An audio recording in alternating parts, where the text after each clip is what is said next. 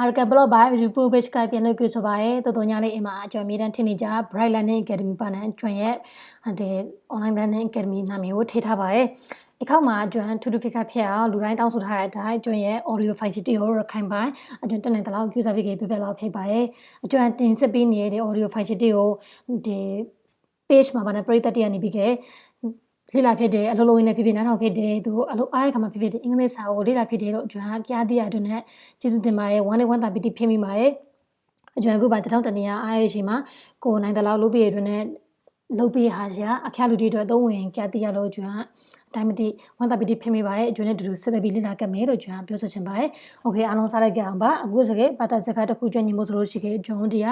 ဒီဝါဟာဒီကိုအများကြီးကြေပြနားလေးကိုလိုပါတယ်ညညအခုအချိန်မှာကျွန်တော်ပထမဆုံး nouns အလုံး100နဲ့အလုံး100ပါနဲ့ဒီစကားပြောအကြောင်းပတ်ဝန်းကျင်မှာ3-3ရှိရဲ့နာမ်အလုံး100ပထမဆုံးအလုံး100ကိုတင်ပြလိုက်ပါတယ်စုစုပေါင်းနာမ်က3-3ရှိ1500ကျော်ပါတယ်တော်တော်ညာတဲ့အကျွမ်းတစ်ဖက်မှာနည်းနည်းစီခွေဝေပေးတင်ပြထားပါမယ်ဒီရှင်းကိုနာ100 nouns လို့ပြထားပါပြီးခဲ့ audio 1လို့ပြထားပါမယ်နောက်ခါဆိုလို့ချင်းအကျွမ်း nouns အလုံး100ပြီးခဲ့ audio 2 3လို့ဆိုပြီးလာပါနော်audio 1နောက်ဆိုခဲ့ audio 1 2 3 4 5ပြီးအများကြီးဆက်လာပါဖြစ်ပါတယ်โอเคကျွန်တော်တို့ဆက်လက်ခဲ့မယ်လို့ပြောကြရင်လည်းစလိုက်ကြအောင်ပါ number 1 number တိုက်လို့ပြောပါမယ် people people people လူများ people ဆိုလူဘာနဲ့လူတဝူတည်းမဟုတ်ပါလူများလို့အများလို့တွေပဲရတယ်လူများဆိုတော့လူတဝူတယောက်ထက်ပိုရင်2ယောက်ကနေစပြီးခဲ့လူအများကြီးကို people လူများလို့ခေါ်ပါတယ် number 2 history history history ဆိုသမိုင်းကြောင်းပေါ့နော်သမိုင်းကြောင်းဆိုသမိုင်းစာအုပ်တို့ထသမိုင်းလို့မခေါ်ပါလူတည်းရဲ့သမိုင်းလူပုဂ္ဂိုလ်ရဲ့သမိုင်းအားလုံးနဲ့ဆက်ဆက်တဲ့သမိုင်းကဏ္ဍအားလုံးကိုသမိုင်းလို့ခေါ်ပါတယ် history လို့ခေါ်ပါတယ် history သမိုင်းဖြစ်ပါတယ်နံပါတ်3 way way လွေပါအတန်းရှာ way ကိုဘမှာစကားပြောရပိုင်းway ဆိုတခုပြောချင်တယ်နီလန်ပါနဲ့အင်္ဂလိပ်စာမှာဆိုခဲ့နီလန်လို့အဓိပ္ပာယ်ရပါတယ်တခုခုနီလန်ပါနဲ့နီလန်တခုခုပြောစဖြစ်ပါတယ်နံပါတ်4 art art အတန်ရှေကိုပြောင်းထွက်ခဲ့ပါတခါကြလို့ရှိရင်ကိုက native speaker နဲ့အတန်လုံးဝပြောင်းထွက်နိုင်မှာမဟုတ်သူ့တော်ညာလေးကိုယ့်ရဲ့အကောင်းဆုံးအတန်ကိုပြောစားပြီးထွက်ပါဆိုပြီးဆိုခဲ့ကျွန်တော်အလုံးသိပြေဆုံးသူမဟုတ်ပါနိုင်ငံတကာမှာလေ့လာနေအင်္ဂလိပ်စာလေ့လာနေခါမှာ native speaker နဲ့တန်းတူပြောနိုင်ရဲ့နိုင်ငံခက်တဲ့ဆိုတော့ကောင်းရင်မရှိပါ art အနုပညာဆိုတော့မှတဲ့အနုပညာကိုလုပ်နေတဲ့အနုပညာရှင်မှမဟုတ်ပကြီးဆွေးလိုရတဲ့အနုပညာနဲ့ပတ်သက်တဲ့ရဟာဒီသူလုပ်နေတဲ့အလုပ်ကအနုပညာလေးဆိုတော့အနုပညာလို့ခေါ်ပါတယ် art အနုပညာဖိတ်ပါတယ်နံပါတ်5 word ကဘာကြအင်ဒီယံမှာစာလုံးပေါင်းမှားချင်မှားနေပါဦးမြန်မာပိုင်းပေါ့အောင်ပါနဲ့ဒါပေမဲ့ဆိုကြကျွန်ရဲ့ laptop ကစာလုံးပေါင်းမြန်မာပိုင်းတိတိကျကျစာလုံးစင်းနှလုံးရေးလို့မရပါဘူးအဲ့ဒါနဲ့ကြောင့်ကိုနားလည်ပြီးပါလို့ကျွန်တော်ပြောချင်ပါတယ် word ကဘာနံပါတ်6 information information သတင်းအချက်လက် information သတင်းအချက်လက်နံပါတ်9 TWO2 နှစ်ခုပါနော် OE1 ဆိုတစ်ခု TWO2 နှစ်ခုပါနော်အရေးအတွက်နှစ်ခုတော့တပည့်ရတယ် TWO2 ကိုကြခဲ့အရေးအတွက်ဖော်ပြဟာမှာအသုံးပြုရဥမာ2ဆိုခဲ့2 people ဆိုလူ2ယောက်2 people လူ2ယောက်ပြီးကြနောက်ထပ်စာပြောလဲ2 pieces ဆိုခဲ့နှစ်ခု pieces ဆိုအခုရေးပါနဲ့2 pieces ဆိုနှစ်ခုပဲပြောပါနံပါတ်6 family family မိသားစု family မိသားစုနံပါတ်9 government government အစိုးရgovernment အစိုးရလုပ်ငန်းတွေကိုခေါ်ပါရဲ့ government အစိုးရနံပါတ်10 health health ကျန်းမာရေးနဲ့ဆိုင်ရာအရာတွေကို health လို့ခေါ်ပါရဲ့ကျန်းမာရေး health ကျန်းမာရေးနံပါတ်system system စနစ်ပါနဲ့စနစ်လို့ပေါင်းလာကျွန်းနေမှားနေပါရဲ့မြန်မာပြည်ကျွန်းလာခါဆိုကြရဖြစ်လို့9နှစ်စနစ်ဒေါ်တွေမှာကျွန်းမြန်မာစာမရေးဆိုစီအခက်ခဲရောက်လာပါရဲ့ဒါနဲ့ကြောင့် show ဟာချီတရားအမကောင်းမနိုင်ပါရဲ့တိုးတော်ညာလေသဘောထားပြပြနဲ့နားလေပြီးစီလိုပါရဲ့မှားလို့ရှိကြတဲ့အကြောင်းထောက်ပြပြနိုင်ပါရဲ့ system စနစ်နံပါတ်12 computer computer ဖြစ်ပါရဲ့ computer လူတိုင်းသိပါရဲ့ computer နံပါတ်13 meat အသားဖြစ်ပါရဲ့အသား meat ဆိုတာအသားဖြစ်တယ်ဥပမာပေါ့ county ဘာတွေ count ဆိုတော့နွားဖြစ်တယ်ဗျနွားကိုလှီးပြီးရလူတိအတွက်ရောင်းရစားဖို့ရဆိုရှင် meat ဖြစ်လာတော့အသားလူတိစားလို့ရအသားဖြစ်လာရင်ဟိုကကျတော့အကောင်ဖြစ်တယ်မတူပါနဲ့အသုံးနှုန်းမတူပါရှစ်သတိထားမိပါဆက်လေ year year ဒါနှစ်ခုနှစ်ပါနော်ခုနှစ်သက်ဂရစ်ဖြစ်ပါရဲ့ခုနှစ်သက်ဂရစ်year ခုနှစ်သက်ဂရစ်ကျွန်တော်နေ့စဉ်နေ့တိုင်းခုနှစ်သက်ဂရစ်နဲ့လုပ်လို့ရရဲ့နေ့စဉ်နေ့တိုင်းခုနှစ်သက်ဂရစ်တွေဟာကျွန်တော်ဘောအတွက်ရေးပါရဲ့ singer thanks ကျေးဇူးတင်ရဲ့လို့ပြောပါနော် thanks ကျေးဇူးတင်ပါရဲ့ကျေးဇူးတင်ရဲ့ဒီဟာကတော့ informal ဖြစ်တယ် informal ဆိုတော့တယောက်နဲ့တယောက်ရင်းနှီးလူတီကမ်းမှာပြောဟာဖြစ်တယ်နည်းနည်းယုံကြည်လေးစားမှုနည်းနည်းပေါ့ရော့ရဲ့စကားပါနော်ကျေးဇူးတင်ရဲ့မျိုးလာမယ်စကားနဲ့အရက်စကားဖြစ်တယ် secure music အဆိုင်စီ music သခင်တေးရှင်ပါနဲ့တေးရှင် music တေးခင်နဲ့ဆိုင်ရာဒီစိတ်ခုနိုင် person လူပုဂ္ဂိုလ် person နဲ့ people person ကကြလို့ရှိခဲ့လူပုဂ္ဂိုလ်တဦးတယောက်ရှင်ပြောတာဖြစ်တယ် people ကကြလို့လူပုဂ္ဂိုလ်တဦးထက်ပိုနှစ်ဦးကလည်းအများအောင်ပြောတာ person ဆိုရင်လူပုဂ္ဂိုလ် one person two ဆိုရင် two people ဖြစ်လာရင် one ဆို one person ဘယ်မှာလဲ one တဦးတစ်ခုတယောက်တည်းတစ်စုံတယောက်ဆိုရင်လူပုဂ္ဂိုလ်လို့ပြောပါတယ် sit shy method method method ဆိုတာနီလန်ဖြစ်တယ် way နီလန်တို့ညာလေး method ကကြလို့ရှိရင်တစ်ခုခုကိုဖြည့်ခြင်းရဲ့ဥပမာပေါ့တစ်ခုခုစက်ပစ္စည်းတစ်ခုခုပစ္စည်းနဲ့ရချင်းကိုဖြည့်ခြင်းမို့တဲ့ method လို့ဒီမှာနီလန်ဆိုတည်တန်းရှိရဲ့ဇာနေမှာမစိုးပါနဲ့ဒီ technical ပိုင်းနဲ့ method တွေရေးကြရ way method လို့ခေါ် way နီလန်ဖြည့်ခြင်းဆိုတစ်ခုခုကိုမှာဘောကမှာပြဿနာတစ်ခုဖြစ်နေပါလိမ့်မယ်နီလန်တစ်ခုဖြည့်ခြင်းဆို WA1 way နဲ့သုံးခဲ့တို့ညာလေး method ကကြလို့ရှိခဲ့စက်ပစ္စည်းတွေဘာတွေဖြည့်ခြင်းမှာအသုံးပြအများဖြစ်မှာနော်data data အချက်လက် data အချက်လက် data data အချက်လက်20 food အစားအစာ food food အစားအစာ20တိုက် understand understand understand နားလေသည်မတခုခုနားလေရဲ့20နိုင် theory theory theory theory theory 23 law law ဥပဒေ law ဥပဒေ24 BRD but ညက် BRD but ညက်25 literature LITERATUI literature စာပေ LITERATUI literature စာပေ26 problem PROBLEM problem ပြဿနာ PROBLEM problem ပြဿနာ29 software SOFTWARE software ကြလို့ရှိခဲ့ကျွန်တော်ဒီကွန်ပျူတာတင်းနဲ့အသုံးပြုတဲ့အခါမှာအများအပြားတဲ့ program နည်းပညာ software ပါနဲ့ application တွေဆိုပြီး software လို့ခေါ် hardware ဆိုတာကွန်ပျူတာရဲ့ပြင်ပိုင်းဆိုင်ရာကာဘာတိပစ္စည်းအရာတွေပဲဝါကျွတ် hardware လို့ခေါ်ပြီး software ဆိုတာရဲ့ကွန်ပျူတာတွေမှာရှိတဲ့ file တွေရဲ့အနုနည်းနဲ့ကျွန်တော်သိသိရအရာတွေကို software လို့ခေါ်အများဖြစ်မှာနဲ့ software နဲ့ hardware ကိုခွဲခတ်သေးပါ28 control control ထိန်းချုပ်တွေတခုခုကိုယင်ထဲမှာဟိယာတွေကိုထိန်းချုပ်ထားတာပေါ့လေထိန်းချုပ်တယ်လို့ခေါ်ရဲ29 knowledge KNOWLEDG knowledge ဘဟုတုတ knowledge KNOWLEDG knowledge ဘဟုတုတ30 power POWER ရ power စွမ်းအားရင်လူတွေမှာ power ရှိရစွမ်းအားရှိရအားအင်ရှိရ30တိုက် ability ABILITY ability စွမ်းဆောင်ရည် ABILITY ability စွမ်းဆောင်ရည်လူတယောက်ရဲ့စွမ်းဆောင်နိုင်ရည်ပါနဲ့လူတယောက်မှာ ability ရှိလူတိုင်းမှာ ability ရှိကြတယ်ဇာစွမ်းဆောင်ရည်ဆိုကိုသိဖို့လိုရယ်32 economics ECONOMICS economics စီးပွားရေး economics စီးပွားရေး33 LOV love အရှိရှင်းမေတ္တာနဲ့ဆိုင်တော့ပါနော်ရှင်းမေတ္တာနဲ့ဆိုင်ဟာ34 internet internet line ကိုဆို internet ဆိုတော့မျက်စိနဲ့မမြင်ရဖြစ်တယ်သို့ဆိုညာလည်း internet ဟိမဟိကျွန်တော်သိရှိနိုင်ရဲ့ internet ဟိမှတာနဲ့ကျွန်တော်လေ့လာမှုတွေအများကြီးလုပ်နေမှာဖြစ်တယ်35 television ရုပ်မြင်သံကြား TELEVISION television ရုပ်မြင်သံကြား TELEVISION television ရုပ်မြင်သံကြား36 science SCIENC science သိပ္ပံပညာနဲ့ဆိုင်တော့ပါနဲ့သိပ္ပံဆိုတဲ့နေရာမှာနည်းနည်းချင်းမှားနေပါရဲ့စာလုံးမဆိုပါကျွန်တော်သိပါရဲ့တူညာနဲ့စာလုံးဆင်းမြန်တော့ကိုပဲဟိထားရှိဖြစ်ပါရဲ့ science သိပ္ပံပညာနဲ့ဆိုင်တော့39 library LIBRARY library စာကြည့်တိုက် LIBRARY library စာကြည့်တိုက် NATUI nature သဘာဝ38 NATUI nature သဘာဝ39 FACT facts အဖြစ်အမှန် FACD first အဖြစ်အမှန်40 product PRODUCT product ထုတ်ကုန် PRODUCT product ထုတ်ကုန်40တိုက် idea IDEA ရဲ့ idea ဖြစ်ပါတယ်လေတရားရဲ့ idea 40 temperature TEMPERATURE temperature အပူချိန် TEMPERATURE temperature အပူချိန်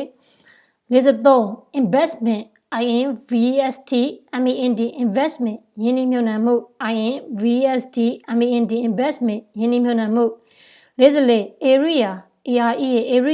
area ဆိုတော့အိန္ဒိယတွေကိုတိုင်းတာတဲ့ခါမှာအသုံးပြု area အခြေအဝန်းဖော်ပြဖို့အကွာအဝေးဖော်ပြဖို့တဲ့ area နဲ့ဖော်ပြပါရဲ့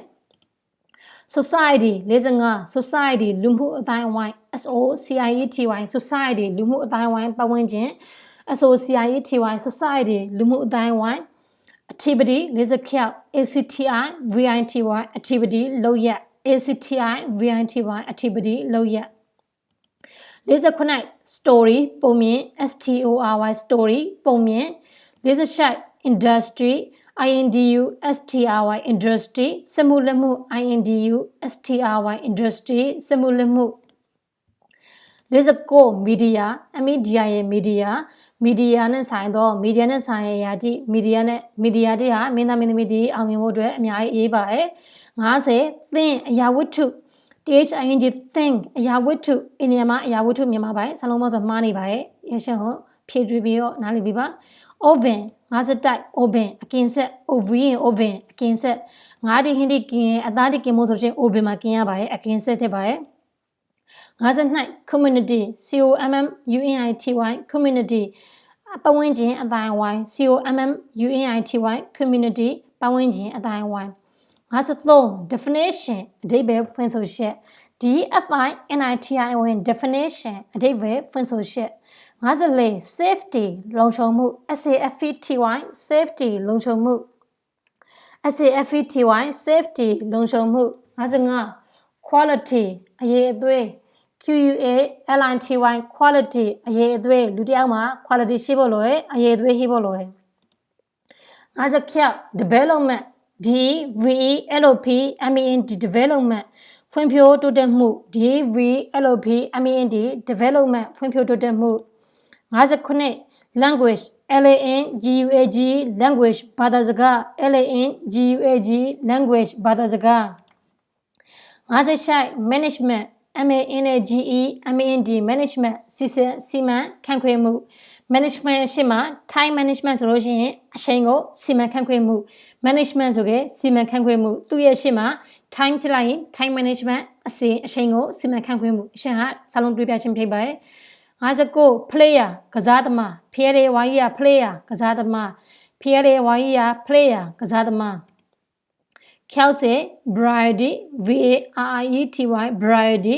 အမျိုးမျိုးလို့တပည့်ရအမျိုးမျိုးဆိုကွေးပြားခန်းလားဆိုဘာလို့ပစ္စည်းဒီစုနေဘာနဲ့ပစ္စည်းအမျိုးအစားမတူဟာရှိတဲ့ variety ဖြစ်တယ်ဒီလိုတိဆို variety ဖြစ်တယ်ဒီပစ္စည်းဒီဆို variety ဖြစ်တယ်ဆိုလို့ရှိရင်ပစ္စည်းအမျိုးအစားမုံတီဟွာရှိတဲ့ချီရောနေအမျိုးမျိုးဖြစ်နေအမျိုးမျိုးဆက်ဆက်ရောနေဆိုပြောဖြစ်တယ်60 type video ကေရယာဗီဒီယို60 week WEEK week သတင်းပတ်63 security SECURITY security လုံခြုံရေးနေရာတစ်ခုလုံခြုံရေးမှာ security ဆိုတော့လိုအပ်တယ်64 country COUNTRY country နိုင်ငံ COUNTRY country နိုင်ငံ65 exam စာမေးပွဲ EXAM exam စာမေးပွဲ EXAM exam စာမေးပွဲ66 move movie ရုပ်ရှင်ဇာတ်ကားတစ်ခုလာခဲ့ရုပ်ရှင်သေတယ်မလားခဲ့ဆို move လို့ခေါ်ပါတယ် move ရုပ်ရှင်ဇာတ်ကား69 organization ORGANIZATION organization အဖွဲ့အစည်း ORGANIZATION organization အဖွဲ့အစည်းဥပမာ NGO organization ဆိုရင် NGO အဖွဲ့အစည်း66 equipment EQUIPMENT equipment ပစ္စည်းဒီပါနဲ့ပစ္စည်းအတူအစားပစ္စည်းတွေလိုအပ်တဲ့ပစ္စည်းတွေဆိုခဲ့ equipment လို့ခေါ်ပါတယ်ပစ္စည်းဖြစ်ပါတယ်69 physics PHYSICS physics ယူပဗေဒဘာသာရပ်ဖြစ်ပါတယ်80 analysis NALYSIS analysis ခွဲခန်းစိတ်ဖြာခြင်းတစ်ခုခု analysis လုပ်လို့ရှိခဲ့အစိတ်အပိုင်းစီတွေခွဲဖြားပေးခဲ့လေ့လာခြင်းဖြစ်တယ်တစ်ခုခုအကီးတစ်ခုခုငငယ်နဲ့ခွဲဖြားပြီးတော့ခွဲခန်းစိတ်ဖြာလေ့လာတဲ့အခါမှာအဖြေတစ်ခုရရှိလာတယ်ခုနှစ်စစ်တိုက် policy မူဝါဒ POLICY policy မူဝါဒခုနှစ်စစ်နိုင် series series ဖြစ်ပါရဲ့ခုနှစ်စစ်သုံး thought အတွေ့အခေါ် thought အတွေ့အခေါ်ခုနှစ်စစ်လေး basis အခြေခံ BASIS basis အခြေခံခုနှစ်စစ်ငါ boyfriend ရှိသူရေးစားဖြစ်ပါရဲ့ BOYFRIEND boyfriend ရှိသူရေးစားခုနှစ်စစ်ဖြောက် direction ဥတီရှက် DIRECTION direction ဥတီရှက် DIRECTION direction ဥတီရှက် strategy STRATEGY strategy နည်းဗျူဟာ89 STRATEGY strategy နည်းဗျူဟာ98 technology နည်းပညာ TECHNOLOGY technology နည်းပညာ89 army စစ်တပ်ဖြစ်တယ်စိုက်တပ်ဖြစ်တယ် ARMY army စိုက်တပ်60 camera CMEI camera ဓာတ်ပုံရိုက်လို့ရ camera ဖြစ်ပါတယ်61 freedom FREEDOM freedom လွတ်လပ်မှု FREEDOM freedom လွတ်လပ်မှု62 paper စာရွက် PAPR paper စာရွက်63 environment ENVIRONMENT environment ပတ်ဝန်းကျင် ENVIRONMENT environment ပတ်ဝန်းကျင် shine64 CHILD shine အရှိတငယ်ဖြစ်ပါရဲ့အရှိတငယ်ကိုခေါ်ဆိုဖြစ်ပါရဲ့65 instant instant ဆိုတခုခုရဲ့အစားပါတာအစားကြမဟုတ်ပါတခုခုရဲ့အစားထိုးရဖြစ်တယ် for instance တခုခုအစားဥပမာလို့ပြောတာဖြစ်တယ်66 month month လဒီလဆို January February March တခုခုလတခုခုပတ်သက်ခါ month what month is this လို့ရှိခဲ့ what month is this လို့ရှိခဲ့ this month is September ပါနော်ကိုရပိုင်းဖြစ်တယ်tooth 69 TRUTH tooth အစစ်အမှန်တခုခုကစိတ်တွေမှန်ရဲ့ဆို tooth အစစ်အမှန်68 marketing MARKETING marketing အယောင်ပညာရှင်အယောင်ပညာရှင်89 university UNIVERSITY university တက္ကသိုလ်အိမ်မှာလည်းကြည့်ပါတက္ကသိုလ်စာလုံးပေါင်းနေနေမှနေပါရဲ့စာလုံးစများလည်းဖြစ်ပါရဲ့တက္ကသိုလ် university တက္ကသိုလ်90 writing WRITING writing saration 90 article ဆောင်းပါ ARTI CRE article ဆောင်းပါ90 department DPART department ဌာန DPART department ဌာန93 difference ကွဲပြားခန္ဓာခြင်း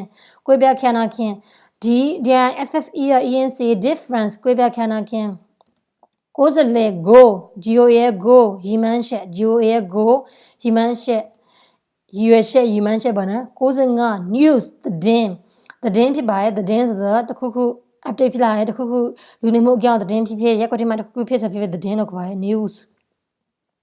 90 audience ပရိသတ် audience AUDIENC audience ပရိသတ်99 fishing ငါးမြရဲလို့ခေါ်ရဲငါးမြခင်းဖြစ်တယ် fishing FISHING fishing ငါးမြခင်း96 growth ကြီးထွားမှုအရှိတငယ်တရားကြီးတိုးတက်မှုကြီးထွားမှုသူရဲ့နေ့စဉ်အလိုက်ကြီးထွားမှု growth လို့ခေါ်ပါတယ်99 income ဝင်ငွေ INCOM income လူတူတရားကြီးဝင်ငွေ10 marriage မင်္ဂလာဆောင်ခြင်းလက်ထပ်ခြင်းဖြစ်ပါတယ်လက်ထပ်မထိုးခြင်းဖြစ်ပါတယ် marriage MARRIAGE marriage လက်ထပ်ခြင်းအခုဆိုလို့ရှိခဲ့ဒီစာလုံးအကလုံးနာနဲ့ပတ်သက်တဲ့အလုံးတရားကိုနားလေသဘောပေါက်လို့ထင်ပါတယ်နားမလည်လို့ရှိခဲ့တဲ့အတန်ထွက်နားမလည်ခက်သည်ရှိတော့ comment အောက်မှာလာရောက်ပြီးမြင်မြင်နိုင်ပါတယ်အတန်ပြထွက်ပြနိုင်ပါတယ်အတွင်းရဲ့ page မှာလာရောက်လေ့လာကတဲ့အားလုံးတို့အရောက်စီတာကိုကျေးဇူးတင်ပါတယ်အဲစကလုံးအလုံးတရားကိုကိုယ်လေ့လာပေးရကိုအတွက်အကျိုးဟေ့ဆိုလို့ရှိခဲ့နောက်လူတို့ဘာပြန်လဲမျှဝေပေးဖို့မမိပါခဲ့တော့ကျွန်တော်ပြောရချင်ပါတယ်အားလုံးတက်တာပါ see you at the next lesson